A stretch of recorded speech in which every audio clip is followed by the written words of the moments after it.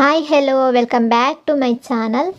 ನಾವು ನಮ್ಮ ಕೂದಲಿಗೆ ತುಂಬ ತರಹದ ಟ್ರೀಟ್ಮೆಂಟ್ ಮಾಡಿಸ್ತೀವಿ.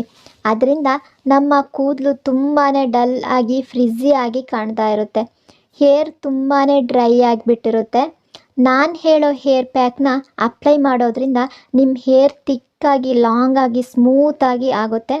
ಈ ಹೇರ್ ಪ್ಯಾಕ್ ನ್ಯಾಚುರಲ್ ಆಗಿರೋದು. ನಾವು ಯೂಸ್ ಮಾಡಿರೋ ಎಲ್ಲ ಇಂಗ್ರೀಡಿಯೆಂಟ್ ನಮ್ಮ ಕೂದಲಿಗೆ ತುಂಬಾ ಒಳ್ಳೆಯದು. ವಿಡಿಯೋನ ಸ್ಕಿಪ್ ಮಾಡದೆ ಕೊನೆಯವರೆಗೂ ನೋಡಿ. ವಿಡಿಯೋ ಇಷ್ಟ ಆದರೆ ಲೈಕ್, ಶೇರ್, ಕಮೆಂಟ್ ಮಾಡಿ ನಮ್ಮನ್ನು ಸಪೋರ್ಟ್ ಮಾಡಿ. ಹಾಗಾದರೆ ಬನ್ನಿ ಇವತ್ತಿನ ವಿಡಿಯೋನ ಸ್ಟಾರ್ಟ್ ಮಾಡೋಣ.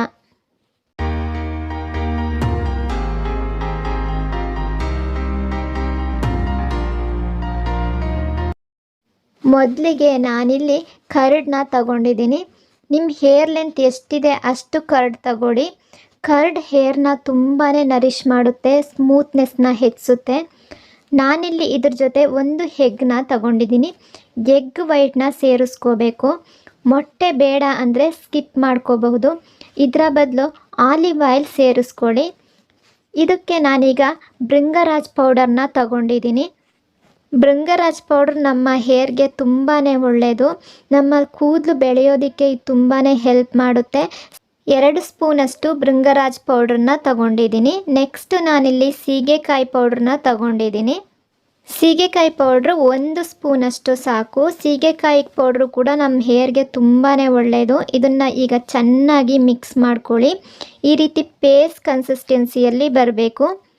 ನೋಡ್ತಾ ಇದ್ದೀರಲ್ಲ, ಈ ಟೈಪಲ್ಲಿ ಆದರೆ ಸಾಕು. ತುಂಬಾ ತೆಳುವಾಗಿ ಅಥವಾ ಗಟ್ಟಿಯಾಗಿ ಮಾಡ್ಕೋಬೇಡಿ. ಇದನ್ನು ನಿಮ್ಮ ಸ್ಕ್ಯಾಲ್ಪ್ ಮತ್ತು ಹೇರ್ಗೆ ವಾರದಲ್ಲಿ 1 ಸಲ ಅಪ್ಲೈ ಮಾಡ್ಕೊಳ್ಳಿ. ತುಂಬ ಒಳ್ಳೆ ರಿಸಲ್ಟ್ ಸಿಗುತ್ತೆ ನಿಮಗೆ. ಈ ಹೇರ್ ಪ್ಯಾಕ್ನ ವಾರದಲ್ಲಿ 1 ಸಲ ನೀವು ಅಪ್ಲೈ ಮಾಡ್ಕೊಳ್ಳೋದ್ರಿಂದ ನಿಮ್ಮ ಹೇರು ತುಂಬ ಲಾಂಗ್ ಆಗಿ, ತಿಕ್ಕಾಗಿ, ಸ್ಟ್ರಾಂಗ್ ಆಗಿರುತ್ತೆ. ಕೂದಲು ಉದುರೋ ಸಮಸ್ಯೆ ಇರೋರು ಈ ಪ್ಯಾಕ್ನ ವಾರಕ್ಕೊಂದು ಸಲ ಟ್ರೈ ಮಾಡ್ತಾ ಬನ್ನಿ. ನಿಮ್ಮ ಕೂದಲು ಉದುರೋದು ತುಂಬಾ ಕಡಿಮೆ ಆಗಿ ನಿಮ್ಮ ಹೇರ್ ತುಂಬಾ ಚೆನ್ನಾಗಿರುತ್ತೆ. ಈ ಹೇರ್ ಪ್ಯಾಕಲ್ಲಿ ನಾವು ಕರ್ಡ್ನ ಯೂಸ್ ಮಾಡಿರೋದ್ರಿಂದ ಸ್ಕ್ಯಾಲ್ಪಲ್ಲಿ ಯಾವುದೇ ಥರದ ಇಟ್ಚಿನೆಸ್ ಆಗಲ್ಲ ಮತ್ತು ಡ್ಯಾಂಡ್ರಫ್ ಸಹ ಕಡಿಮೆ ಆಗಿಬಿಡುತ್ತೆ.